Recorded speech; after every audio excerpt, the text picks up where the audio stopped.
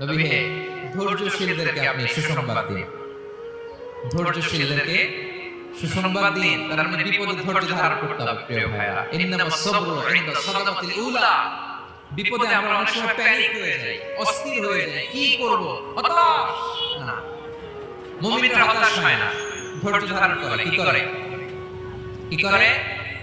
ধৈর্য ধারণ করার শক্তি দাও গো মেহেরবান আমায়, দাও গো মেহেরবান। পড়ে, ধৈর্য ধারণ করার শক্তি দাও গো মেহেরবান আমায়, দাও গো মেহেরবান। সবাই বলুন একসাথে, ধৈর্য ধারণ করার শক্তি দাও গো মেহেরবান আমায়, দাও গো মেহেরবান।